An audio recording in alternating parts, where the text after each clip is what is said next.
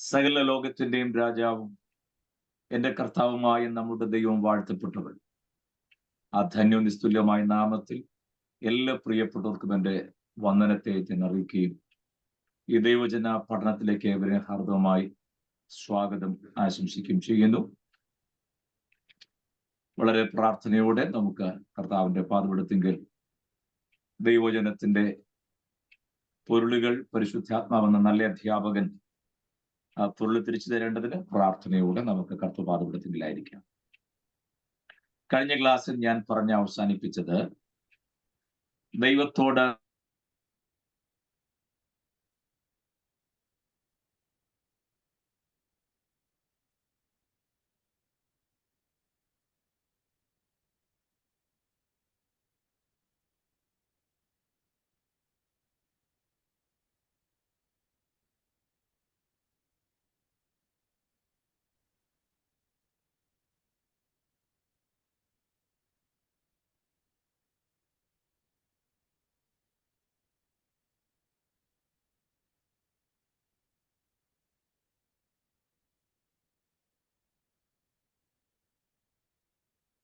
പോകാനുള്ള ശ്രമത്തിലാണ് ആയിരിക്കുന്നത്. അത് നിങ്ങൾക്ക് പ്രയോജനമാകും എന്ന് കരുതുന്നു. വിശേഷിച്ചും ഈ 25-25 അധ്യായം ഒരാത്മീകന്റെ ജീവിതത്തിൽ വളരെ കുറിക്കൊള്ളേണ്ട ഒരു അധ്യായം. കാരണം നമുക്കറിയാം, റിബേക്ക ഗർഭം ധരിക്കുന്നു. 2 കുഞ്ഞുങ്ങൾ, യാക്കോബും യേശാവും. അവരെ കുറിച്ച് 23, 24, 25 വാക്യങ്ങൾ വളരെ വ്യക്തമായി 25-ാം അധ്യായത്തിന്റെ 23, 24, 25 2 ജാതികൾ നിന്റെ ഗർഭത്തിലുണ്ട്, 2 വംശങ്ങൾ നിന്റെ ഉദരത്തിൽ തന്നെ പിരിയും, ഒരു വംശം മറ്റേ വംശത്തിന് ശക്തിപ്പെടും, മൂത്തവൻ ഇളയവനെ സേവിക്കും. അപ്പോൾ നമുക്ക് തിരുവഴുത്ത് അറിയാവുന്നതുകൊണ്ട് ഞാൻ കയറി പറയുകയാണ്. മൂത്തവൻ ഇളയവനെ സേവിക്കണം എന്നുള്ളത് ദൈവത്തിന്റെ പദ്ധതിയായിരുന്നു. നമുക്കൊരുപാട് കൺഫ്യൂഷൻ മാറി കിട്ടാനാണ് ഞാൻ ആദ്യം തന്നെ അത് പറഞ്ഞത്. എന്തിനാണ് യാക്കോബ് ഇസ്ഹാക്ക് അങ്ങനെ ചെയ്തത്? മക്കൾ 2 പേരുണ്ടെന്ന് അറിയത്തില്ലായിരുന്നോ? പിന്നെ അങ്ങനെ ചെയ്യാമോ, ഇങ്ങനെ ചെയ്യാമോ എന്ന സംശയങ്ങൾക്കൊന്നും ഇടം നൽകാതിരിക്കാൻ ഞാൻ പറഞ്ഞു. അങ്ങനെ വരണമെന്നുള്ളത് ദൈവത്തിന്റെ പദ്ധതിയായിരുന്നു. അതുകൊണ്ടാണ് അതങ്ങനെ വന്നത്. ഓക്കെ, ഞാനത് പിന്നീട് വിശദമാക്കി വരുമ്പോൾ കുറെ കൂടെ ക്ലിയർ ആയി പറയാം എന്ന് വിശ്വസിക്കുകയാണ്. 2 പേരും പുറത്തു വന്നു. ആരൊക്കെ? ഏശാവും യാക്കോബും. ഞാൻ മുൻപ് നമ്മുടെ ക്ലാസ്സിൽ ഈ കാര്യങ്ങളൊക്കെ പറഞ്ഞിട്ടുള്ളതാണ് എന്ന് ഞാൻ ചിന്തിക്കുന്നു. ഏശാവും യാക്കോബും ഇസഹാക്കിന്റെ 2 മക്കൾ. യാക്കോബ് പുറത്തു വരുമ്പോൾ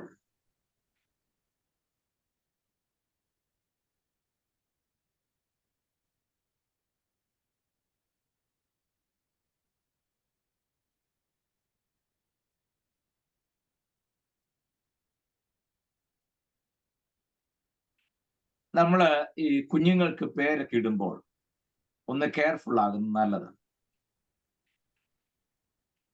ഈ ബിബ്ലിക്കൽ പെർസ്പെക്റ്റീവിൽ പ്രത്യേകിച്ചും യഹൂദന്മാരുടെ ഇടയിൽ കുഞ്ഞുങ്ങൾക്ക് പേരിടുമ്പോൾ ആ പേരെന്തായിരിക്കുന്നു അതനുസരിച്ചായിരിക്കും അവരുടെ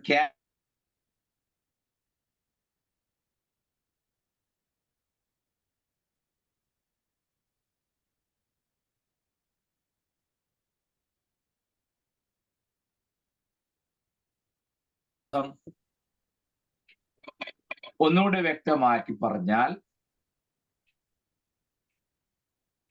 യാക്കോബ് എന്ന വാക്കിന്റെ അർത്ഥം നമ്മൾ ഇന്ന് വരെ കേട്ട മുഴുവൻ പേരിന്റെയും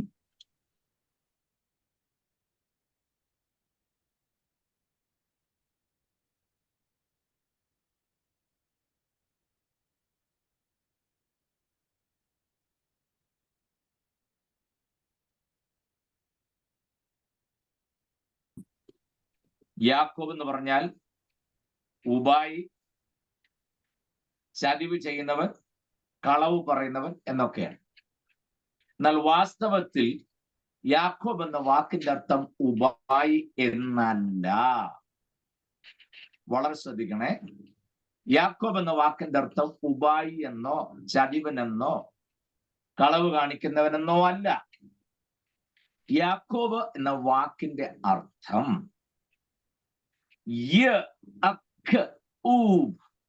കണ്ടോ?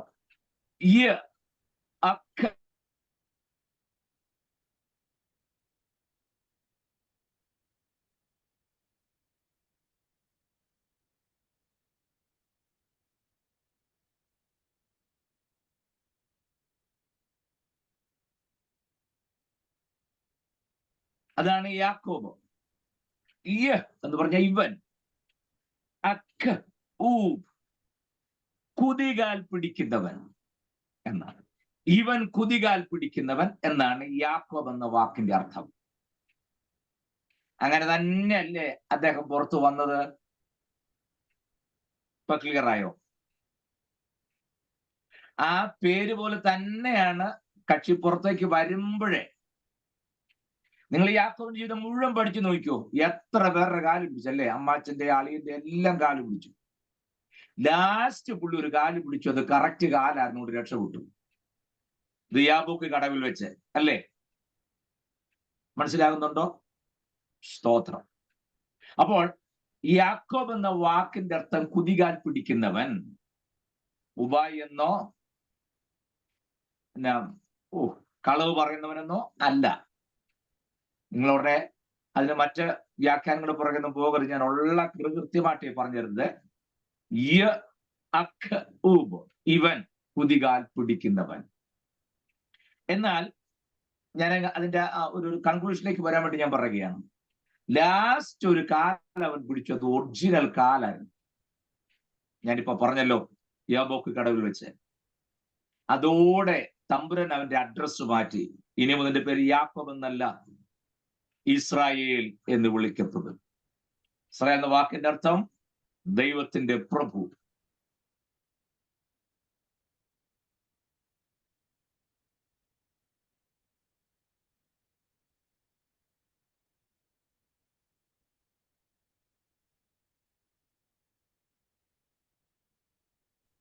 നമ്മളിതുവരെ കേട്ടിരിക്കുന്നത് അങ്ങനെയാണ്, പാസ്റ്റർമാര് പ്രസംഗിക്കുന്നതും അങ്ങനെയാണ്. അതുകൊണ്ട് അങ്ങനെയാണ്. പക്ഷെ അതുകൊണ്ട് അങ്ങനെ ആകുന്നില്ല. എല്ലാവരും പ്രസംഗിച്ചു എന്നുള്ള കാരണം കൊണ്ട് പേരിന്റെ അർത്ഥം മാറുന്നില്ല. ഇസ്രായേൽ എന്ന് പറഞ്ഞാൽ മുമ്പേ പറഞ്ഞ അതേ പ്രൊണൗൺസിയേഷൻ ഞാൻ വരുന്നു, കണ്ടോ? ഇവൻ സെറാ, കണ്ണു പതിഞ്ഞിരിക്കുന്നു.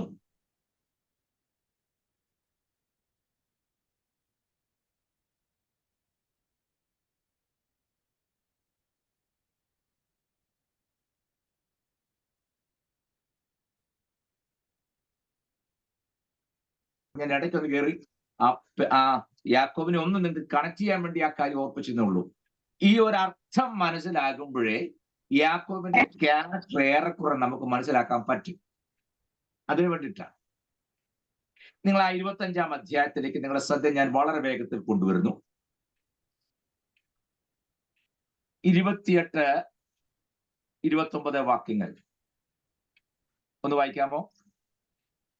25-ാം അധ്യായത്തിന്റെ 28, 29, 30 കൂടെ വായിച്ചു. ഒരിക്കൽ യാക്കോബ് അല്ല 28 ചേർത്ത് വെച്ചു. ഏശാവിന്റെ വേട്ടയിറച്ചി രുചി പിടിച്ചിരുന്നത് കൊണ്ട് ഇസഹാക്ക് അവനെ സ്നേഹിച്ചു. അതുകൊണ്ട് ചേർത്ത് വായിക്കണേ, എനിക്ക് പിന്നീട് പറയാനുള്ളത് കൊണ്ടാ. വായിച്ചു. ഏശാവിന്റെ വേട്ടയിറച്ചിയിൽ രുചി പിടിച്ചിരുന്നത് കൊണ്ട് ഇസഹാക്ക് അവനെ സ്നേഹിച്ചു. റിബേക്കയോ യാക്കോബിനെ സ്നേഹിച്ചു. ഒരിക്കൽ യാക്കോബ് ഒരു പായസം വെച്ചു. ഏശാവ് വെളിമ്പ്രദേശത്ത് നിന്ന് വന്നു. അവൻ നന്നാ ക്ഷീണിച്ചിരുന്നു. ഏശാവ് യാക്കോബിനോട്, ആ ചുവന്ന പായസം കുറെ എനിക്ക് തരേണം, ഞാൻ നന്നാ ക്ഷീണിച്ചിരിക്കുന്നു എന്ന് പറഞ്ഞു. അതുകൊണ്ട് അവന് ഏദോം ചുവന്നവൻ എന്ന പേരായി. നിന്റെ ജ്യേഷ്ഠാവകാശം ഇന്ന് എനിക്ക് വിൽക്കുക എന്ന യാക്കോബ് പറഞ്ഞു.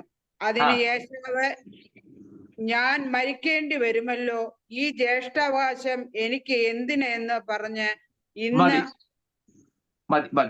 മതി. ബാക്കി നമുക്ക് പിന്നെ മതിയേ.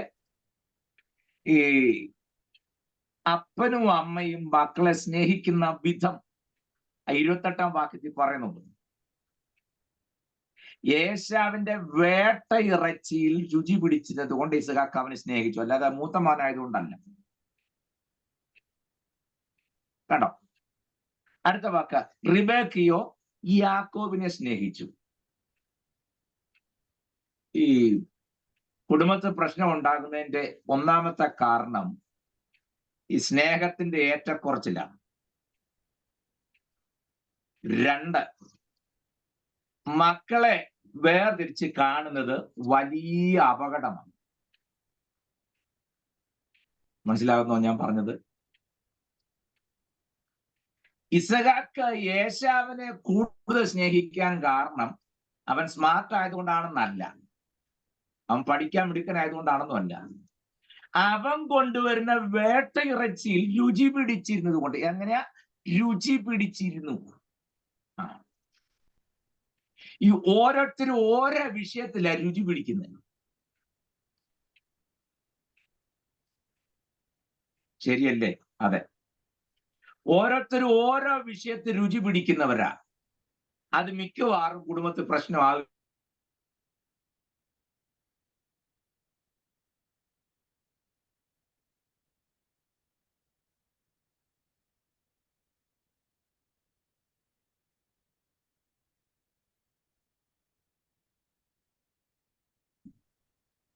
അതിന്റെ കാരണം 27-ാമത്തെ വാക്യത്തിലുണ്ട്, കുട്ടികൾ വളർന്നു, ഏശാവ് വേട്ടയിൽ സമർത്ഥനും വനസഞ്ചാരിയും, യാക്കോബ് സാധുശീലനും കൂടാരവാസിയുമായിരുന്നു. കണ്ടോ?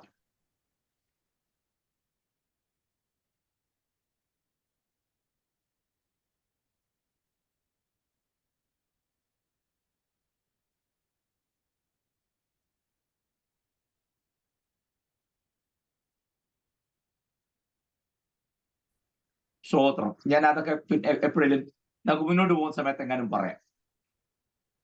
ഞാൻ പറഞ്ഞത് രണ്ടുപേരുടെയും ക്യാരക്ടർ ഏറെക്കുറെ നമുക്ക് പിടി കിട്ടി. വേട്ട ഇറച്ചി ഇഷ്ടംപോലെ ഏശാവ് വേട്ട ചെയ്ത് കൊണ്ടുവരും, അപ്പൻ അതിനകത്ത് രുചി പിടിച്ചു. അമ്മയാണെങ്കിൽ ഇളയ കൊച്ചിനെ എങ്ങും വിടത്തില്ല. ചേട്ടൻ പോയി വേട്ട ഇറച്ചിയൊക്കെ കൊണ്ടുവരുന്ന, നീ പോയി വല്ലതും കൊണ്ടുപോടാ എന്ന് പറഞ്ഞ് അമ്മ പറഞ്ഞു വിടണ്ടേ? അത് ചെയ്യല്ല. അവൻ സാധുശീലൻ, കൂടാരവാസി, മറ്റവൻ വനസഞ്ചാരി. സ്തോത്രം. അങ്ങനെ അമ്മയുടെ എന്താ പറയാ സാരിത്തുമ്പെ പിടിച്ചുകൊണ്ടാണ് യാക്കോബ് വളർന്നു വന്നത്, അല്ലേ? ഓക്കെ, നിങ്ങളോട് ശ്രദ്ധിക്കേണ്ട ഒരു കാര്യം എന്നറിയാമോ? ഒരു ദിവസം ഒരു വിഷയം നടന്നേ. 29-ാമത്തെ വാക്യത്തിൽ, ഒരിക്കൽ യാക്കോബ് ഒരു പായസം വെച്ചു.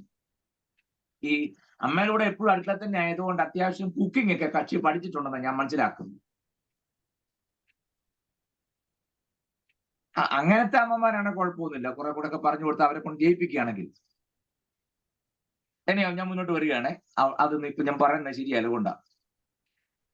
ആ ചുവന്ന പായസം കുറെ എനിക്ക് തരണം. കാരണം ഈ ഏശാവ് വെളിമ്പ്രദേശത്തൊക്കെ പോയി വന്ന് നന്നായി ക്ഷീണിച്ചിരിക്കുക. അന്നേരമാണ് യാക്കോബ് ചുവന്ന പായസം ആരുണ്ടാക്കുന്നു? യാക്കോബ് ഉണ്ടാക്കുന്നു. ചേട്ടൻ വെളിമ്പ്രദേശത്തൊക്കെ പോയി ക്ഷീണിച്ചു വന്നപ്പോ അനിയനാണ് വീട്ടിൽ നിന്ന് ചുവന്ന പായസം ഉണ്ടാക്കുന്നത്. അത് ഏത് പായസമാണെന്ന് എനിക്കോട്ട് മനസ്സിലാകുന്നില്ല. എന്തായാലും ചുവന്ന പായസമാണെന്ന് പിടി കിട്ടി, അത്രയും മതി. ഇപ്പൊ നമ്മളതിന്റെ ബാക്കി ഇൻഗ്രീഡിയൻസ് തപ്പിയൊന്നും പോകണ്ട. ചുവന്ന പായസം അത് ഉണ്ടാക്കിക്കൊണ്ടിരിക്കുക. ഉടനെ ഏശാവ് പറഞ്ഞു, നിന്റെ ചുവന്ന പായസം കുറെ എനിക്ക് തരിക, ഞാൻ നന്നോ ക്ഷീണിച്ചിരിക്കും. നിങ്ങൾ ആ വാക്യം വിടരുത്, ഞാൻ അതിനെ ആവർത്തിച്ച് പറയുന്നത്. 29-ാം വാക്യം അവസാനിക്കുന്നത് ഇങ്ങനെയാണ്, അവൻ നന്നാ ക്ഷീണിച്ചിരുന്നു. ആര്? ഏശാവ്. ഏശാവ് നന്നാ ക്ഷീണിച്ചിരിക്കുമ്പോഴാണ് യാക്കോബ് ഇവിടെ ചുവന്ന പായസം ഉണ്ടാക്കുന്നത്. പറഞ്ഞു ചുവന്ന പായസം കുറെ എനിക്ക് തരിക. അപ്പോൾ യാക്കോബ് പറഞ്ഞു പായസമൊക്കെ തരാം, ഒരു പ്രശ്നം, നിന്റെ ജ്യേഷ്ഠാവകാശം എനിക്ക് തരണമെന്ന് പറഞ്ഞു. ആ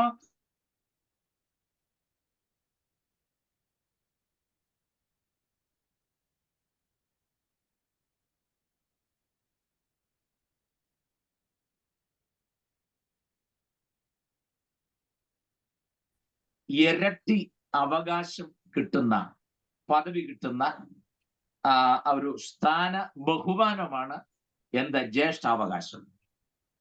ഞാനത് പറയാം. ഈ ഏശാവ് ഇത് നഷ്ടപ്പെടുത്തുമ്പോൾ നമുക്ക് ശ്രദ്ധിക്കേണ്ട ഒരു പോർഷൻ പറയാൻ വേണ്ടി ഞാൻ ഇത്രയെല്ലാം വട്ടം കറങ്ങി വരുന്നത്. എപ്പോഴാണ് ഏശാവ് പറഞ്ഞ് എനിക്ക് അല്പം പായസം തരണമെന്ന് പറഞ്ഞത്? വെളിമ്പ്രസിന് വന്നു, സമ്മതിച്ചു, വാക്കെടുത്തു പറഞ്ഞു, നന്നാ ക്ഷീണിച്ചിരിക്കുക, അപ്പൊ എന്ത് കിട്ടിയാലും കഴിക്കും, ആ പരുവത്തിനിരിക്കുകയാണ് ഏശാവ്. എന്ത് കിട്ടിയാലും കഴിക്കാതിരിക്കാൻ മുമ്പ് പായസം കൊണ്ട് കൊടുത്താൽ പിന്നെ വെറുതെ ഇരിക്കുമോ? ഇല്ല.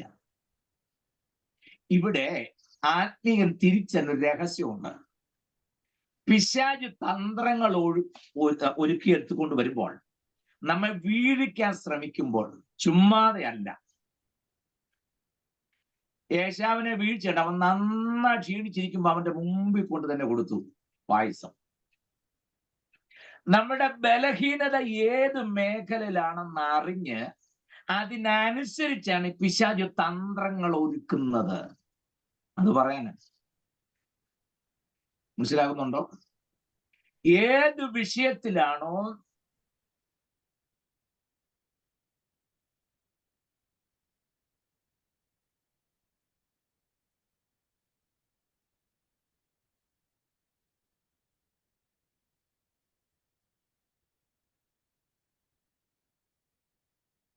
ഒരാൾക്ക് വീഴ്ചയുള്ളത്, നമ്മുടെ വീക്ക് പോയിന്റ് ഏതാണ്, വീക്ക്നെസ് ഏത് ഏരിയ ആണോ, അതറിഞ്ഞായിരിക്കും പിശാച് പലപ്പോഴും അവസരങ്ങളും വസ്തുക്കളും സാഹചര്യങ്ങളും ഒക്കെ കൊണ്ടുതരുന്നത്.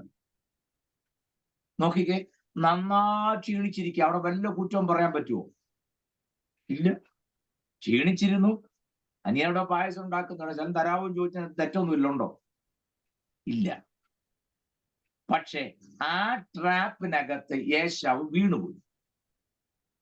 നിങ്ങൾ അതിന്റെ 32-ാമത്തെ വാക്യം, അതിന് ഏശാവ് ഞാൻ മരിക്കേണ്ടി വരുമല്ലോ, ഈ ജ്യേഷ്ഠാവകാശം എനിക്ക് എന്തിന് എന്ന് പറഞ്ഞു. ഏശാവ് ഇത്രേ കാര്യമുള്ളൂ, ഞാൻ ചാകാൻ തുടങ്ങാം വിശന്നിട്ട്, ഈ ജ്യേഷ്ഠാവകാശം പിടിച്ചോണ്ട് എന്റെ വിശപ്പ് പോവോ, എന്റെ ക്ഷീണം മാറുവോ? അതുകൊണ്ട് എന്ത് ചെയ്യാം, ജ്യേഷ്ഠാവകാശം എനിക്കിപ്പോ കാര്യം നടന്നാൽ മതി. വന്ന് ആത്മികരുടെ ഇടയിൽ ഇപ്പൊ ഇത് അരിയുന്നു. ജ്യേഷ്ഠാവകാശം ഒന്നും വിഷയമൊന്നുമല്ല, നമുക്കിപ്പൊ കാര്യം നടക്കണം. അതിന് കുറച്ചു നേരത്തെയും ജ്യേഷ്ഠാവകാശം മാറ്റി വെക്കണമെങ്കിൽ മാറ്റി വെക്കാം, ആത്മീകം മാറ്റി വെക്കണമെങ്കിൽ മാറ്റി വെക്കാം, എന്തിനും നമ്മൾ റെഡിയാ.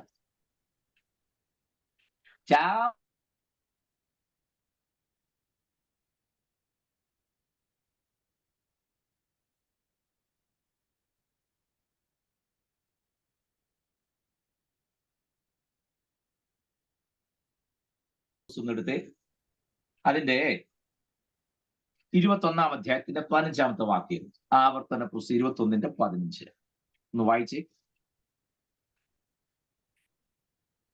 കോണ്ടെക്സ്റ്റ് വേറെ ആണെങ്കിലും നിങ്ങളെ ആ പോലേക്ക് ഒന്ന് കൊണ്ടുവരാൻ വേണ്ടി 21-ന്റെ-15 ആവർത്തനം.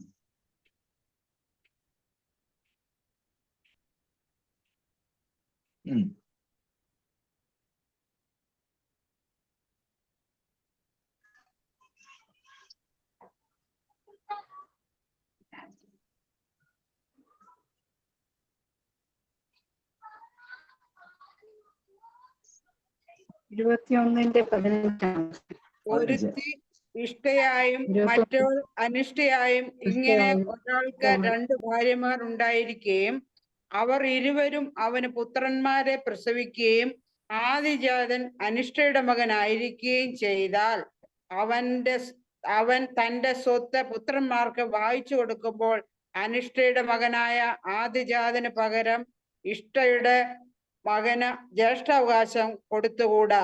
തനിക്കുള്ള സകലത്തിലും 2 പങ്ക് അനിഷ്ടയുടെ മകന് കൊടുത്ത് അവനെ ആദിജാനെന്ന് സ്വീകരിക്കണം. അവന്റെ ബലത്തിന്റെ ആരംഭമല്ലോ. ജ്യേഷ്ഠാവകാശം അവനുള്ളതാകുന്നു. Thank you. കോണ്ടെക്സ്റ്റ് വേറെ ആണെങ്കിലും അവിടുത്തെ ഒരു കാര്യം പറയാൻ വേണ്ടി മാത്രമാണ്. ആ ആദ്യജാതന് ഇരട്ടി അനുഗ്രഹം, ഡബിൾ പോർഷൻ ആണുള്ളത്. അത് ദൈവം വെച്ച വ്യവസ്ഥയാണ്. പക്ഷെ അതാണ് ആര് നഷ്ടമാക്കിയത്? ഏശാവ് നഷ്ടമാക്കിയത്. ഞാനൊരു കാര്യം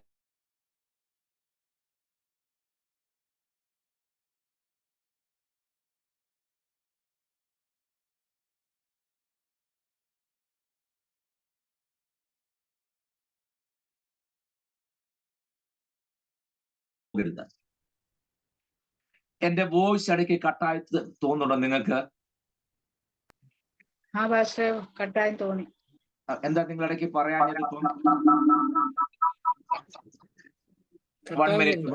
1 minute.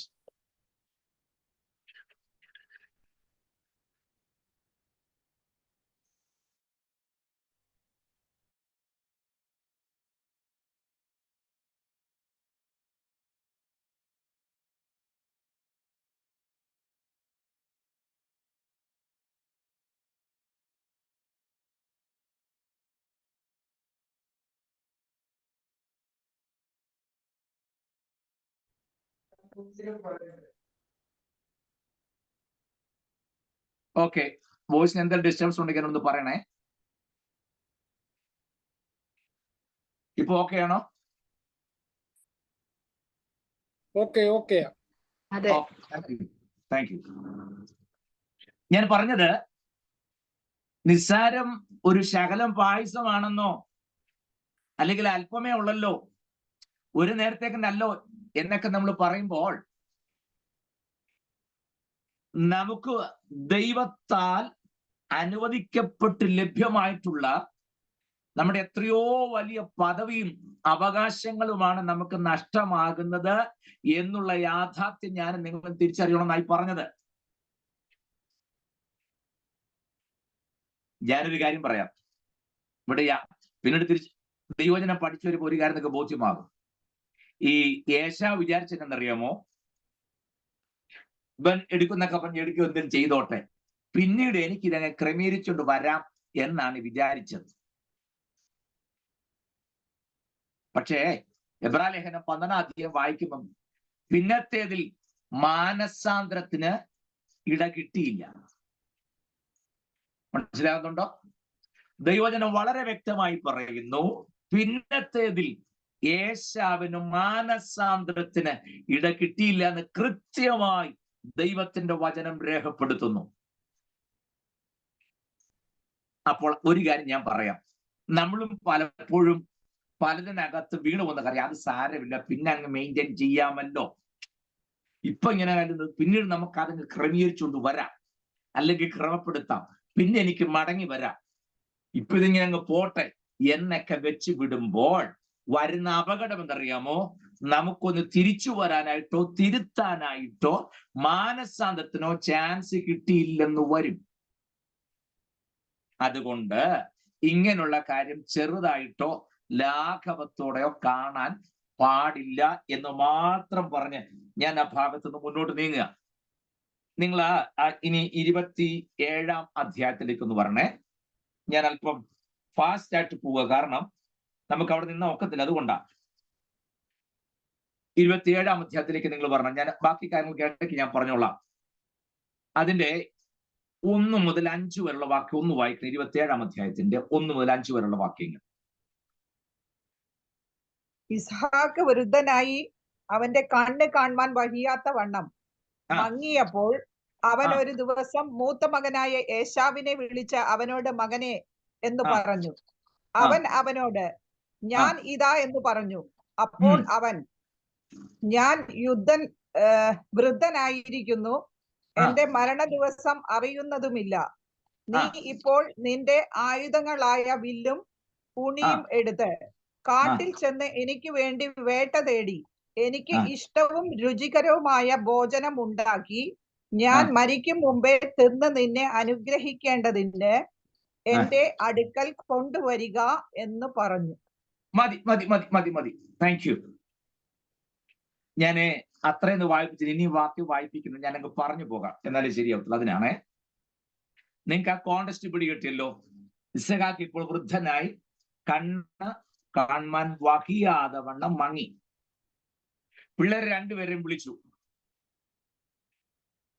അതിൽ ഏശാവിനെ വിളിച്ചു പറയാ, നീ നിന്റെ അമ്പും ബില്ലൊക്കെ എടുത്തുകൊണ്ട് നീ കാട്ടിൽ ചെന്നേച്ച് എന്തോ ചെയ്യണം, വേട്ട ചെയ്ത് എനിക്ക് ഏറ്റവും രുചികരവും സ്വാദിഷ്ടവുമായ ഇറച്ചി നീ ഉണ്ടാക്കിക്കൊണ്ടുവാ. തിന്ന് തൃപ്തനായ ശേഷം ഞാൻ നിന്നെ അനുഗ്രഹിക്കാം. ഈ ഇസഹാക്കിനെ സംബന്ധിച്ചോളം വലിയ വലിയ കുറ്റങ്ങളോ തെറ്റുകളോ ഒന്നും കാണാനൊന്നുമില്ല, അല്ലേ? മറ്റുള്ളവരെ പോലെ വലിയ അപകടം പിടിച്ച യാതൊരു പ്രവൃത്തി ചെയ്യുന്നതായിട്ട് നമ്മൾ കാണുന്നില്ല ഇസഹാക്കിനെ സംബന്ധിച്ചോളം. ഏകദേശം ഒരു നല്ല ക്യാരക്ടറിന് ഉടമയാണ് ആര്? ഇസഹാക്ക്. പക്ഷേ ഇസഹാക്ക് ഒരു നല്ല ഡീസന്റ് ആളാണെന്ന് നമുക്ക് തോന്നുന്നെങ്കിലും ഇറച്ചിയോട് അല്പം താല്പര്യം കൂടുതലാണ്. കണ്ടോ? അതുകൊണ്ടാണല്ലോ മൂത്ത മോനെ അല്പം കൂടുതൽ സ്നേഹിക്കാനും കാരണം, അല്ലേ? സ്തോത്രം. ഇസഹാക്ക് ഏറ്റവും എക്സ്ട്രാ ഡീസന്റ് ആയിട്ട് ഇരിക്കുമ്പോൾ തന്നെ ഇറച്ചിയുള്ള താല്പര്യം അല്പം കൂടുതലാണ്. ഞാനൊരു കാര്യം പറയാം, നമുക്ക് ഏത് കാര്യത്തോടും താല്പര്യമാകാം, പക്ഷെ അതിന് നാം ഒരിക്കലും എൻസ്ലേവ് ആകാൻ പാടില്ല, അടിമയാകാൻ പാടില്ല. ഇറച്ചി തരുന്ന പാപം വല്ലതാണോ? അല്ല. പക്ഷെ അത് കിട്ടിയില്ല, ഞാൻ ചത്തുപോകുമെന്ന് പറഞ്ഞാൽ ആ കുഴപ്പം. ഞാൻ ചാവുന്നതിന് മുമ്പ് ഒരു കുറച്ച് ഇറച്ചിയും കൂടെ തിന്നട്ടെന്ന്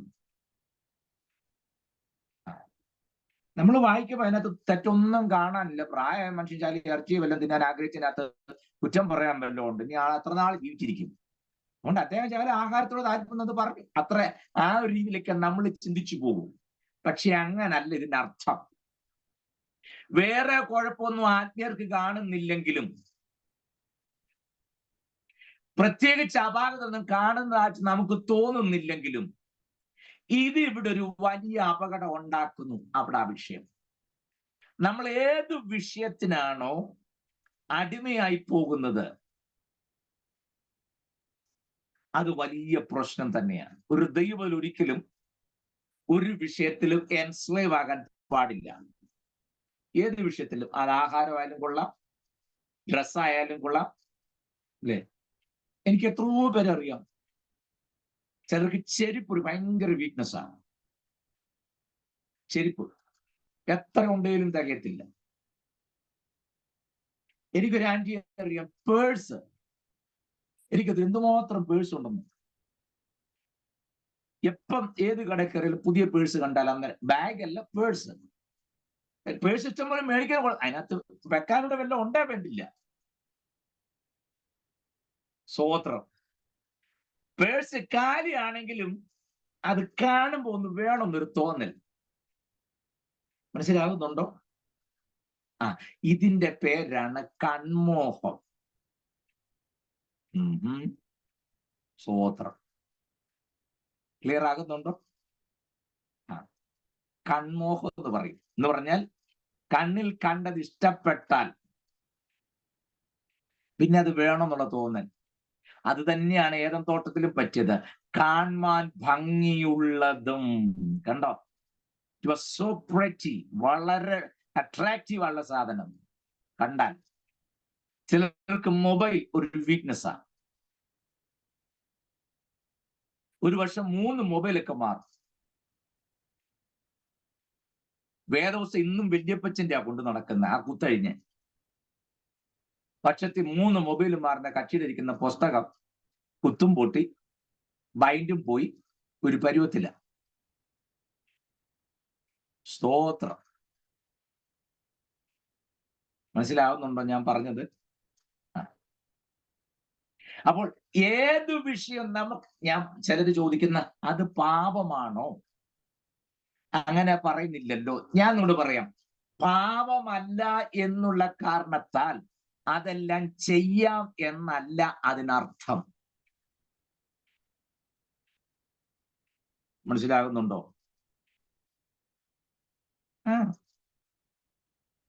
ഈ ചിലർ ചോദിക്കുന്ന ചോദ്യത്തിന് ഭയങ്കര നമ്മളെയൊക്കെ കൊടുക്കാൻ യുക്തിയില ചോദിക്കുന്നത്. എന്നോടും ചോദിച്ചിട്ടുണ്ട്, അങ്ങനെ ചെയ്യുന്ന പുസ്തകത്തിൽ പറഞ്ഞിട്ടുണ്ടോ? അങ്ങനെ ചെയ്യുന്ന എവിടെ രേഖയുള്ളത്? എന്നോടൊരിക്കൽ ചോദിച്ചു. ഞാൻ ഇതെല്ലാം കേട്ടത് ഞാൻ തിരിച്ചു ചോദിച്ചു, വിഷം കുടിക്കരുന്ന് വേദപുസ്തകത്തിൽ പറഞ്ഞിട്ടുണ്ടോ? എടാ, വിഷം കുടിക്കരുന്ന് വേദപുസ്തകത്തിൽ പറഞ്ഞിട്ടുണ്ടോ? ഇല്ല. പിന്നെ നീ എന്താ മേടിച്ച് കുടിക്കാത്തത്? എന്നോട് കളി പിടിച്ചെത്തി കുറെ ചോദ്യം ചോദിച്ചു കഴിഞ്ഞപ്പോ ഞാൻ തിരിച്ചങ്ങോട്ട് ചോദിച്ച, ആ വ്യക്തിയോട് തിയോളജി പറഞ്ഞാൽ പിടി കിട്ടുന്നത് എനിക്ക് മനസ്സിലായി. അങ്ങനെ ചെയ്യുന്ന പുസ്തകത്തിൽ പറഞ്ഞിട്ടുണ്ടോ? ഇങ്ങനെ ചെയ്യുന്ന പുസ്തകത്തിൽ പറഞ്ഞിട്ടുണ്ടോ? വെള്ള തന്നെ ഇടാവുള്ളൂ എന്ന് പറഞ്ഞിട്ടുണ്ടോ? കളർ ഇടരുത് പറഞ്ഞിട്ടുണ്ടോ? ഇങ്ങനെ എല്ലാം എന്നോട് ചോദിക്കുക. ഞാൻ പറഞ്ഞില്ല, ഒന്നും പറഞ്ഞിട്ടില്ല. ഞാൻ തിരിച്ചൊറ്റ ചോദ്യം ചോദിച്ചുള്ളൂ, വിഷം കുടിക്കുന്ന വേദത്തിൽ പറഞ്ഞിട്ടുണ്ടോ? ഇല്ല. പിന്നെ താങ്കൾ എന്താ മേടിച്ച് കുടിക്കാത്ത? നീ വിവരാറ്. ഞാൻ പറഞ്ഞെന്നറിയാമോ? അങ്ങനെ ചെയ്യരുത് എന്ന് പുസ്തകത്തിൽ പറഞ്ഞിട്ടില്ല എന്നുള്ള കാരണത്താൽ അങ്ങനെ ചെയ്തുകൊള്ളൂ എന്നല്ല അതിനർത്ഥം. അതിനാണ് നമുക്ക് സാമാന്യ ബുദ്ധിയും ജ്ഞാനവും വിവേകവും ഒക്കെ ദൈവം തന്നത്. മനസ്സിലാകുന്നുണ്ടോ? ദൈവം മനുഷ്യനെ ഭൂമിയിലാക്കി വെച്ചപ്പോൾ സകലത്തിന്റെ മേലും വാഴാനുള്ള ജ്ഞാനവും ദൈവകൃപയും അതിനുള്ള പവറും ഒക്കെ തന്നാണ് നമ്മെ ഭൂമിയിലാക്കി വെച്ചത്. ഞാൻ മടങ്ങി വരുന്നു.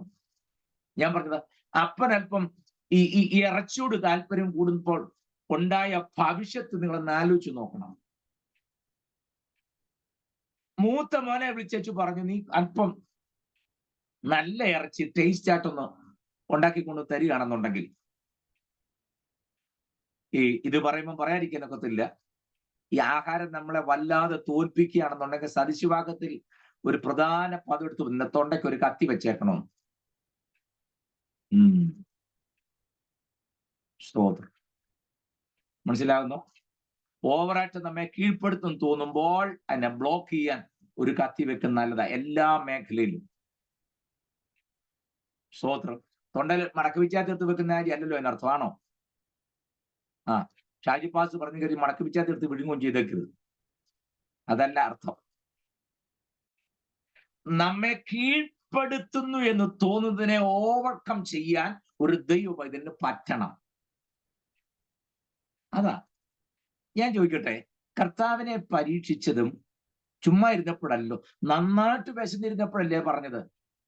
1-2 ദിവസമല്ല, 40 ദിവസം ഉപവാസം കഴിഞ്ഞ് ഇറങ്ങി വന്നപ്പോ പറയാ, എനിക്ക് വിശക്കുന്നില്ലേ? ഈ കന്നോട് അപ്പമാൻ പറ. ഞാൻ ചോദിക്കുന്നത്, അതിനകത്ത് എന്തോ ഇത്രമാത്രം മഹാഭാവം ഇരിക്കുന്നത്? വിശന്ന് 40 ദിവസം രാവും പോലും ആഹാരം കഴിക്കാതിരിക്കുന്ന മനുഷ്യനോട് വിശക്കുന്നുണ്ടല്ലോ, ഈ കല്ലോട് അപ്പമാൻ പറയാൻ പറഞ്ഞാൽ അങ്ങനെ സംഭവിക്കുമെങ്കിൽ വിശപ്പങ്ങ് മാറുമല്ലോ. അത്രയല്ലേ ചിന്തിച്ചുള്ളൂ. പറഞ്ഞത് എങ്ങനെയാണെങ്കിൽ ഇന്റൻഷൻ അതല്ലായിരുന്നു അവിടെ ആ പ്രശ്നം. ഈ നമ്മുടെ ഇടയിലും ഉണ്ട്, പറയുന്നത് നേരെയാണെങ്കിൽ ഇന്റൻഷൻ വേറെ ആയിരിക്കും. സ്തോത്രം. മനസ്സിലാകുന്നുണ്ടോ? നമ്മുടെ ഇടയിലും അങ്ങനെയൊക്കെ വർത്താനം പറയാനായിട്ട് നന്നായിട്ട് അറിയാം. പറഞ്ഞത് ഇങ്ങനെയാണെങ്കിൽ ഇന്റൻഷൻ വേറെ ആയിരിക്കും. എനിക്ക് ഒരുപാട് കാര്യങ്ങൾ മനസ്സിൽ വരുന്നതുകൊണ്ട് ഞാൻ അത് മുഴുവൻ പിടിച്ചവിടെ നിർത്തുകയാണെ. നമുക്ക് ഈ വിഷയം പഠിക്കാം, അതാ നല്ലത്. സ്തോത്രം. കണ്ടോ? അപ്പോൾ ഏശാവിനോട് വേട്ട് ഇറച്ചു കൊണ്ടുവരാൻ പറഞ്ഞപ്പോ അവനത് കേട്ടുപോയി. ഇനി അടുത്ത ഭാഗം ശ്രദ്ധിക്കണേ. ഉടനെ റിബേക്ക എന്താ ചെയ്തത്?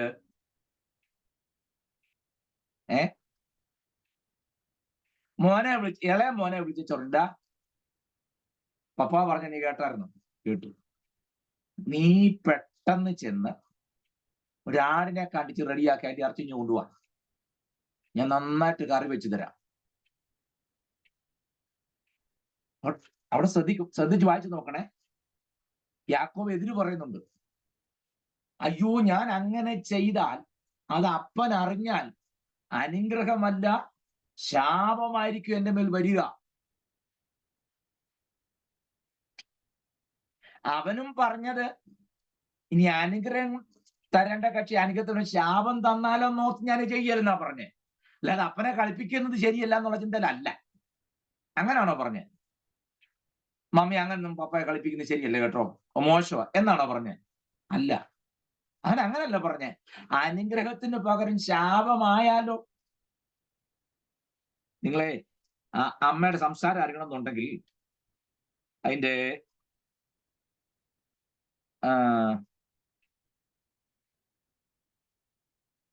13-14 വാക്യം, 27-13-14 ഒന്ന് വായിച്ചേ. അവന്റെ അമ്മ അവനോട്, ആ മകനെ, ആ നിന്റെ ശാപം ആ എന്റെ മേൽ വരട്ടെ, എന്റെ ആ. വാക്കു മാത്രം കേൾക്ക, പോയി ആ. കൊണ്ടുപോ എന്ന് പറഞ്ഞു. അവൻ ചെന്ന് മതി. അമ്മ പറയാ, നീ എന്ന് വേഗം റെഡിയാക്കി കൊണ്ടുപോവാ. അനുഗ്രഹാണ് നിന്റെ മേൽ ഇരുന്നോട്ടെ, ശാപമാണെങ്കിൽ എന്റെ മേൽ വന്നോട്ടെ. ഇപ്പൊ ഞാൻ പറഞ്ഞു, നീ അങ്ങോട്ട് കേട്ടാ മതി. നല്ലൊരമ്മയല്ലേ? മറ്റവൻ നേരായ മാർഗത്തിൽ വേട്ടയിറച്ചിക്ക് പോയപ്പോൾ ഷോർട്ട് കട്ട് പറഞ്ഞു കൊടുക്കുക. എനിക്ക് അത്ഭുതം തോന്നുന്ന കാര്യം എന്നറിയാമോ? ഈ ഇസഹാക്കിന് വേണ്ടി പെണ്ണ് കാണാൻ എലയാസർ ചെല്ലുന്ന സമയത്തെ കുടിക്കാൻ അല്പം വെള്ളം തരണമെന്ന് പറഞ്ഞപ്പോ നിനക്ക് മാത്രമല്ല ഒട്ടകത്തിനും കൂടെ വെള്ളം കോരി തരാമെന്ന് പറഞ്ഞ് വെള്ളം കുടിക്കുന്നതിന് ഒരു മര്യാദയിൽ ലിമിറ്റും ഇല്ലാത്ത ജീവിയായ ഒട്ടകത്തിന് വേണ്ടുന്നത്രോളം വെള്ളം കോരി തരാമെന്ന് പറഞ്ഞു ഒരു മടിയും കൂടാതെ പടവുകൾ ഇറങ്ങി കുടത്തിൽ വെള്ളം കോരി മേളിൽ കൊണ്ടുവന്ന് ഒട്ടകത്തിനോട് കുടിക്കാൻ കൊടുത്ത റിബേക്ക കല്യാണമൊക്കെ കഴിഞ്ഞ് ഇപ്പം ഇസ്ഹാക്കിന്റെ കണ്ണും കാണാതായി, സ്ഥിതിയൊക്കെ മാറിക്കഴിഞ്ഞപ്പോ പ്ലാൻ എല്ലാം തെറ്റാൻ തുടങ്ങി. എങ്ങനെ വേണേലും കഷ്ടപ്പെടാൻ മനസ്സുണ്ടായിരുന്ന റിബേക്ക ഇപ്പം സ്വന്തം ഭർത്താവിന് ഭർത്താവിന്റെ രുചി അറിയാവുന്ന റിബേക്ക മോനോട് പറയാം, ഒന്നും പേടിക്കേണ്ട, നീ ഇറച്ചി കൊണ്ട് വന്നാൽ മതി, അനുഗ്രഹമാണെങ്കിൽ നീ എടുത്തു, ശാപമാണെങ്കിൽ ഞാൻ എടുത്തോളാം. അപ്പൊ മറുപടി എന്താ നിങ്ങളത് വായിച്ചേ. അവന്റെ അമ്മ അവളുടെ മകനെ, നിന്റെ ശാപം എന്റെ മേൽ വരട്ടെ, എന്റെ വാക്ക് മാത്രം കേൾക്കാം. അപ്പന്റെ വാക്ക് ഇപ്പൊ കേൾക്കണ്ട, എന്റെ വാക്ക് മാത്രം കേൾക്കാം, പോയി കൊണ്ടുപോവാ എന്ന് പറഞ്ഞു. അവൻ ചെന്നു, പിടിച്ചു, അമ്മ അടുക്കൽ കൊണ്ടുവന്നു. പറഞ്ഞു തീർന്നു. അവൻ അന്നേരം തന്നെ ചെന്ന ആടിനെ പിടിച്ച് റെഡിയാക്കി കൊണ്ടുവന്നു. അമ്മയെ നല്ല ഭംഗിയായിട്ട് റെഡിയാക്കി മോന്റെ കൊടുത്തേച്ച് പറഞ്ഞു, വേഗം കൊണ്ടുവല്ലോ. പക്ഷെ ഒരു കാര്യം, അപ്പന് സംശയം തോന്നാതിരിക്കാൻ വേഷത്തിൽ ചെറിയൊരു വ്യത്യാസം വരുത്തണം. അമ്മയെ മോനോട് കൂടി ഇപ്പൊ അപ്പനെ കളിപ്പിക്കുക. സ്വോത്രം. അപ്പനെ കളിപ്പിച്ചതിന് പിന്നീട് കളിപ്പീര് പറ്റുമല്ലോ, നമുക്ക് പുസ്തകം പഠിക്കുമ്പോ അറിയാം. യാക്കോബ് ഒരു പ്രാവശ്യം അപ്പനെ കളിപ്പിച്ചുള്ളൂ. യാക്കോബിന് എത്ര പ്രാവശ്യം കളിപ്പീര് പറ്റുമെന്ന് പുസ്തകത്തിൽ പറയുന്നു. സ്വോത്രം. ഒരു ചെറിയ കാര്യത്തിലോ വലിയ കാര്യത്തിലോ ഒരാളെ ഒതുക്കാൻ നമ്മൾ ശ്രമിച്ചാൽ 9 കാര്യത്തിൽ നമ്മളെ ഒതുക്കാൻ, നമ്മൾ ഒരാളെ ഒതുക്കാൻ ശ്രമിച്ചാൽ നമ്മളെ ഒതുക്കാൻ 9 കാരണം വേറെ കാണും. അതൊരാത്മീകൻ ഒരിക്കലും ചേർന്നതല്ല. ഇതൊക്കെ ഞാൻ ശരിയായ രീതിയിൽ പൊറുതിരിച്ചു പോകേണ്ട രീതിയിലല്ല ഇപ്പൊ ഈ പറഞ്ഞു പോകുന്നത്. പക്ഷെ അത് കേൾക്കേണ്ടവർ ഇതിനകത്ത് ഇല്ലാത്തത് കൊണ്ടാണ്. സ്വോത്രം. കുറെ സഭാ നേതാക്കന്മാരോ അല്ലെങ്കിൽ അങ്ങനെയുള്ള ആൾക്കാരെ കൊണ്ടാണെങ്കിൽ ഞാൻ അതിന്റെ ശരിയായ രീതിയിൽ പറഞ്ഞു തന്നേന്. ഇതിപ്പോ നമ്മുടെ പ്രായോഗിക ജീവിതത്തിന് ആവശ്യത മാത്രം ഞാൻ ഇങ്ങനെ പറഞ്ഞു പോവുക. അല്ലെങ്കിൽ പറയേണ്ട വേദി വേറൊരു രംഗത്താണെന്ന് എനിക്ക് നന്നായിട്ട് അറിയാം. അത് നമുക്കിവിടെ ആവശ്യമല്ലോ. നിങ്ങൾ പ്രാർത്ഥനയോടെ ദൈവജനം പഠിക്കാതിരിക്കുന്നവരല്ലേ. നിങ്ങളുടെ അകത്തെ മനുഷ്യന് നിത്യതയ്ക്ക് കോട്ടം വരാത്ത കാര്യം മാത്രം പറഞ്ഞു തന്നാൽ മതി എന്നുള്ള തിരിച്ചറിവിലാണ് ഞാൻ ഇങ്ങനെ പറഞ്ഞു പോകുന്നത്. നിങ്ങൾ ശ്രദ്ധിക്കണേ. അങ്ങനെ ആടിനെ കൊന്നപ്പോ അതിന്റെ തോലുമൊക്കെ പുതച്ച് ഈ ഏശാവിന് ദേഹത്ത് ഇഷ്ടംപോലെ രോമം ഉണ്ടായിരുന്നുകൊണ്ട് അതേപോലൊക്കെ ആയി ഇവനും ചെന്നു. യാക്കോബ് നേരെ അപ്പൻ്റെ അടുക്കെ കൊണ്ട് ചെന്നു. അപ്പോൾ കണ്ണ് കാണാൻ വയ്യാത്ത ഇസ്ഹാക്ക് ചോദിച്ചു, മകനെ നീ ആരാണ്, നിന്റെ പേരെന്താ? നിങ്ങൾ വായിച്ചു നോക്കണേ, പദം വിടരുത്. എന്റെ പേര് യേശാവ്, ഞാൻ നിന്റെ ആദ്യജാതനായ യേശാവാകുന്നു. ആര് പറയാ? യാക്കോബ്. സ്തോത്രം. ഞാൻ നിന്റെ ആദ്യജാതനായ യേശാവാകുന്നു. ഉടനെ ഇസഹാക്കിന്റെ മറുപടി, അത് ശരി. ഉടനെ തപ്പി നോക്കി ചോദിച്ചു, ശരീരം കൈയൊക്കെ ആരുടെ പോലെയാണ്? യേശാവിന്റെയാണ്, പക്ഷെ ശബ്ദം യാക്കോബിന്റെ ആണല്ലോ. സ്തോത്രം. ശബ്ദം യാക്കോബിന്റെയും ശരീരത്തും കയ്യിലൊക്കെ പിടിച്ചു നോക്കിയപ്പോൾ അത് ഏശാവിന്റെയും. ഈ ദൈവസ്ഥൻ ഒരു പരിധിക്കുള്ള ആർക്കും ഡ്രാമ കളിക്കാൻ നോക്കിയാൽ. സ്തോത്രം. എങ്ങനെയെല്ലാം വേഷം കെട്ടിയാലും ഇന്നല്ലെങ്കിൽ നാളെ ഇത് പൊളിയുമെന്നുള്ളതിൽ യാതൊരു സംശയവുമില്ല. സ്വന്തം അപ്പനോട് ഇളയ മകനെ യാക്കോബ് പറയ, ഞാൻ നിന്റെ ആദ്യ ജാതനായ യേശാവാകുന്നു.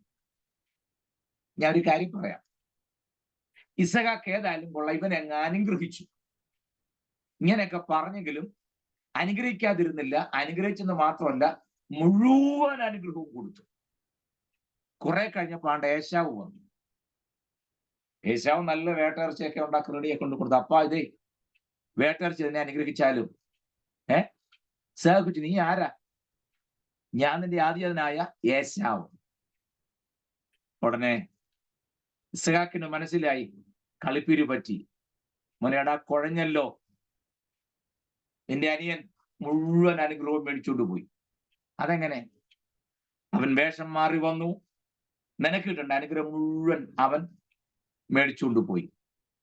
അവൻ ചോദിക്കുന്നുണ്ട്, അപ്പാ ഒരനുഗ്രഹവും ശേഷിക്കുന്നില്ലേ? ഇല്ല, മുഴുവനും കൊടുത്തു, ഒന്നും ശേഷിക്കുന്നില്ല. ഞാന് അതവിടെ ഒന്ന് നിർത്തിയിട്ടേ ഒരു കാര്യം പറയാം. സ്വന്തം അപ്പനെ കളിപ്പിച്ചിട്ടാണ് യാക്കോബ് പോയത്. നിങ്ങൾ ആ തുടർന്നുള്ള വാക്യങ്ങൾ വായിച്ചു നോക്കണേ. അമ്മ റിബേക്ക ഇപ്പം യാക്കോബിന് പറയാം, എനിക്ക് രണ്ടുപേരും നഷ്ടപ്പെടണ്ട, അതുകൊണ്ട് നീ വേഗം പ്രാണരക്ഷാർത്ഥം ഓടിപ്പോക്കോളാൻ പറഞ്ഞു. എന്റെ ആങ്ങളുടെ വീട്ടിലോട്ട്, ലാബാന്റെ വീട്ടിലോട്ട്. 16 മണിക്ക് ഓടിപ്പോയി. അതിപ്പോ എനിക്ക് പറയാനായിട്ടല്ല. അവൻ അവിടെ ചെന്നു. വർഷങ്ങൾ പലത് കഴിഞ്ഞു. യാക്കോബിന് കുടുംബസ്ഥനായി, നന്മകളായി, അനുഗ്രഹങ്ങളായി, ആടുമാടുകളെല്ലാമായി. ഇങ്ങനെ ഈ ഓടിപ്പോയ ചേട്ടനെ പേടിച്ച് ഓടിപ്പോയി യാക്കോബ് തിരിച്ചു വരുന്ന ഒരു രംഗം. അങ്ങനെ വരുമ്പോഴാണ് യാക്കോബ് ഭാര്യമാരെയും മക്കളെയും കന്നുകാലിയെല്ലാം അക്കരെ കറിച്ച് ഇക്കരെ നിൽക്കുമ്പോൾ ദൂതനുമായിട്ടൊരു മൽപ്പിടുത്തം നടക്കും. 20 വർഷങ്ങൾക്ക് ശേഷമാണ് മടങ്ങി വരുന്നത്. അപ്പോൾ ഈ ദൂതനുമായുള്ള മൽപ്പിടുത്തത്തിനിടയിൽ ദൂതൻ ചോദിക്കുന്ന ഒരു ചോദ്യമുണ്ട്, നിന്റെ പേരെന്താ? അത് പറയാനാ ഞാൻ ഇത്രയെല്ലാം പട്ടം കറങ്ങി വന്നത്. ആ ചോദ്യം കേട്ടപ്പോൾ യാക്കോബിന്റെ ഉള്ളിൽ നമ്മുടെ നാടൻ ഭാഷ പറഞ്ഞ വെള്ളിടി വെട്ടുന്നത് പോലെ ആയിപ്പോയി. അതിന്റെ കാര്യം അറിയാമോ? 20 വർഷം മുമ്പ് അപ്പൻ ചോദിച്ച അതേ ചോദ്യം ഇപ്പം ദൂതൻ ചോദിക്കുന്നു. നിങ്ങൾ എന്നെ ശ്രദ്ധിക്കണേ. ഈ വർഷങ്ങളുടെ പഴക്കം കൊണ്ട് പലതും തേഞ്ഞു മാഞ്ഞു പോകും എന്നാണ് പലരുടെയും ചിന്ത.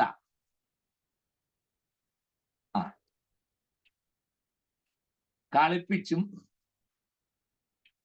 കബളിപ്പിച്ചും വക്രത കാണിച്ചും തിരിമറി നടത്തിയും തെറ്റായ വഴിയിലൂടെയൊക്കെ പലതും നേടിയെടുത്തിട്ട് ആളായി ജീവിക്കുമ്പോൾ നമ്മുടെ ചിന്ത അത് അന്ന് അങ്ങനെയായിരുന്നു, ഇപ്പൊ അതൊക്കെ മാറിപ്പോയല്ലോ, അതൊന്നും വിഷയമല്ല എന്ന് പറഞ്ഞു വിടാം എന്ന് നാം ധരിക്കുമ്പോൾ തിരിച്ചറിയേണ്ട ഒരു കാര്യം ഞാൻ പറയാം. യാക്കോബ് ചിന്തിച്ചത് അന്ന് അപ്പനെ ചോദിച്ചു, അന്നേരം അമ്മ പറഞ്ഞു കേട്ട് ഞാനങ്ങ് പറഞ്ഞു. ഞാൻ നിന്റെ ആദ്യ ഏശാവാന്ന് പറഞ്ഞു. അതിനിപ്പന്നെ അതൊക്കെ നാളെ എത്രയായി?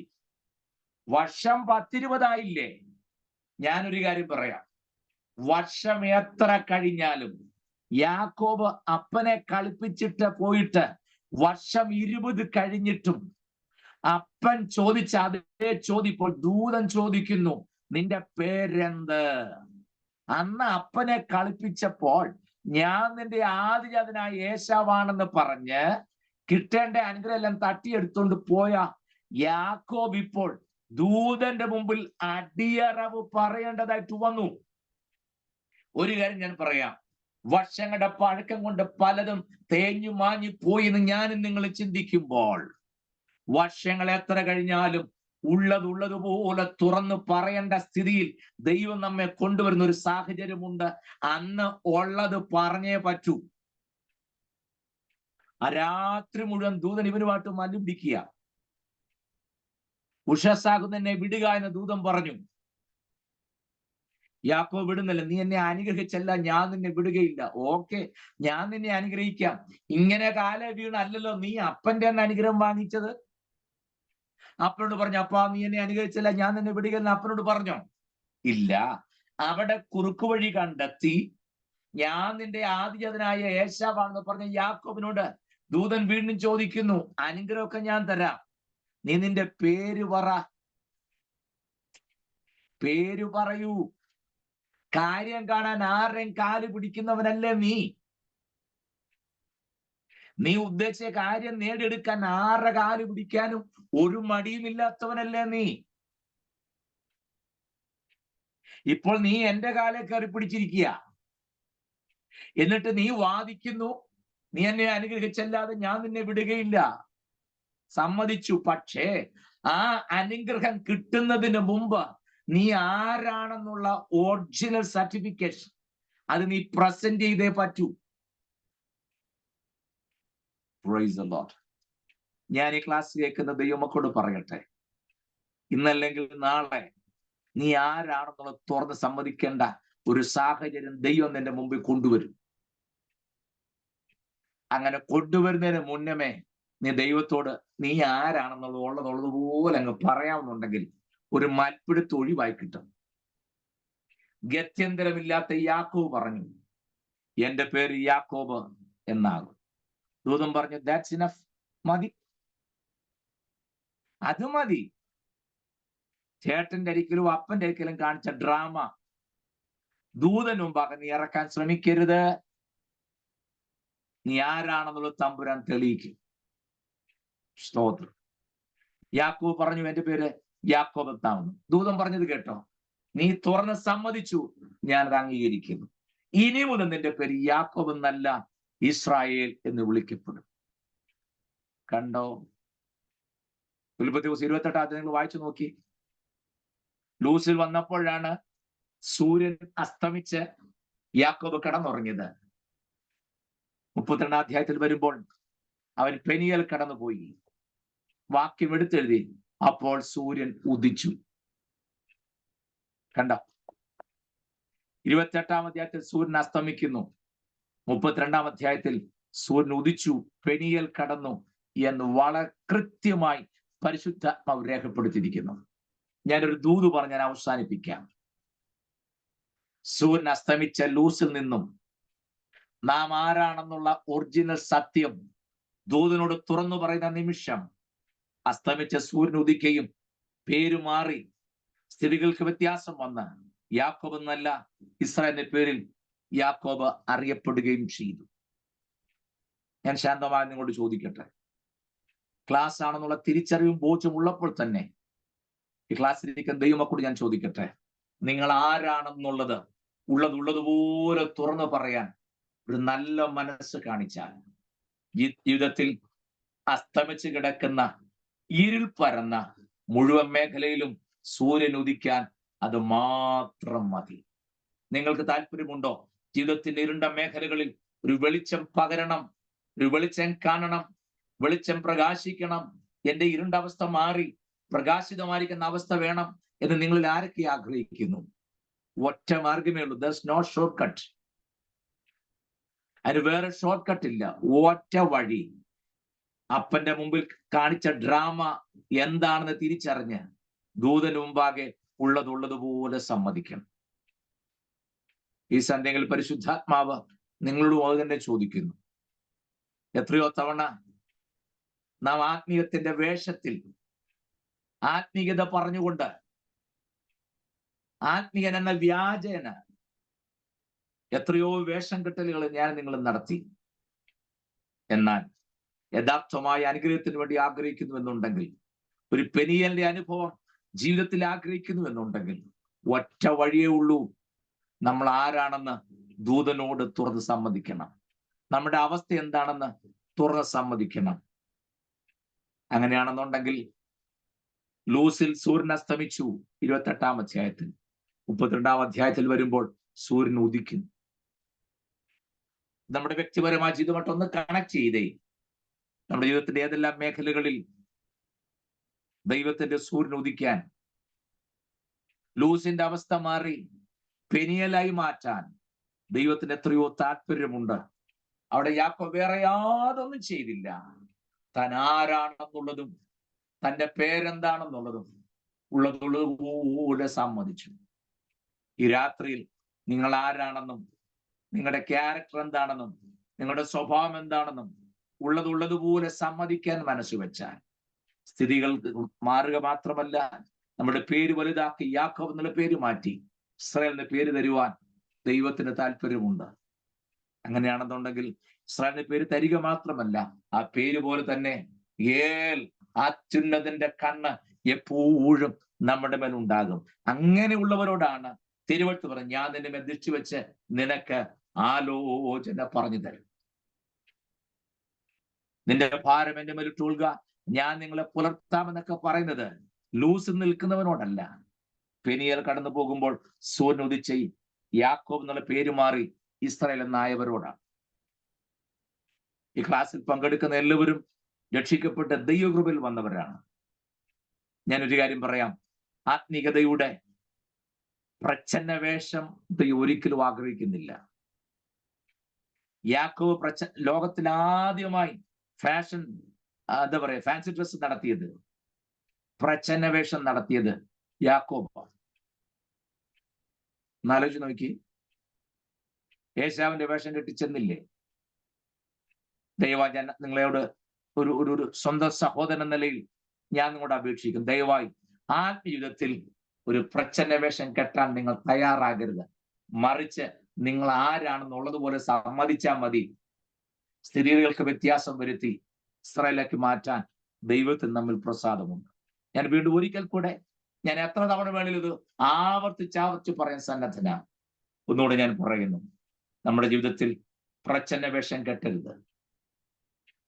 തിമോഥെയോസ് ലേഖനം എഴുതുമ്പോൾ പൗലോസ് പറഞ്ഞതുപോലെ ഭക്തിയുടെ വേഷം ധരിച്ച് അതിന് ശക്തിയെ ത്യജിക്കുന്നവരായി തീരാതെ, ഭക്തിയുടെ ഒറിജിനൽ വേഷം ധരിച്ച് ഞാൻ യാക്കോബാണ് തുറന്ന് സമ്മതിക്കുമ്പോൾ നമ്മുടെ പേര് മാറ്റി ഇസ്രായേൽ മാറ്റുക മാത്രമല്ല, ജീവിതത്തിന്റെ സകല ട്രാക്കും മാറ്റി പുതിയൊരു തലത്തിലേക്ക് കൊണ്ടുവരുവാൻ ദൈവത്തിന് നമ്മിൽ പ്രസാദമുണ്ട്. ഇന്നും ആ പേരുള്ള ദേശത്തെ കീഴ്മേൽ മറിക്കാൻ രാജ്യങ്ങൾ കിണഞ്ഞു പരിശ്രമിച്ചിട്ടും ഒന്നും ചെയ്യാൻ പറ്റാതെ വണ്ണം തലകുനിച്ച് പിന്മാറുന്നല്ലാതെ ജയമെടുക്കാൻ ലോകരാജ്യങ്ങൾക്ക് കഴിഞ്ഞിട്ടില്ല. കാരണം ഇന്നും അത്യുന്നതന്റെ കണ്ണ്, അത്യുന്നത ദൃഷ്ടി ആ പേരുള്ള ദേശത്ത് ഇന്നും പതിഞ്ഞിരിക്കുന്നു എന്നുള്ളതാണ് എന്റെ യാഥാർത്ഥ്യം. എന്റെ വാക്കുകൾ അവസാനിപ്പിക്കുന്നു. നമ്മുടെ വ്യക്തിപരമായ ജീവിതത്തിൽ ഈ ഇന്നത്തെ ക്ലാസ് ഞാൻ ഒറ്റ കാര്യമേ ഫോക്കസ് ചെയ്ത് പറഞ്ഞുള്ളൂ. ഒറ്റ കാര്യം, ബാക്കിയൊക്കെ ഞാൻ പറഞ്ഞു വിട്ടെങ്കിലും ഞാൻ ഒന്നുകൂടെ എംഫസൈസ് ചെയ്ത് പറയുന്നു, നമ്മൾ ആരാണെന്നുള്ളത് ദൈവത്തിന് തുറന്ന് സമ്മതിക്കുക. നമ്മുടെ സ്ഥിതി മാറ്റി യാക്കോബ് എന്നുള്ള പേര് മാറ്റി ഇസ്രായേൽ നാക്കുവാൻ ദൈവം തമ്മിൽ പ്രസാദം ഉണ്ടാകട്ടെ എന്ന് ആത്മാർത്ഥമായി പ്രാർത്ഥിക്കുന്ന ക്ലാസ് ഞാൻ അവസാനിപ്പിക്കുന്നു. ദൈവം നമ്മെ അനുഗ്രഹിക്കുമാറാകട്ടെ. Thank you.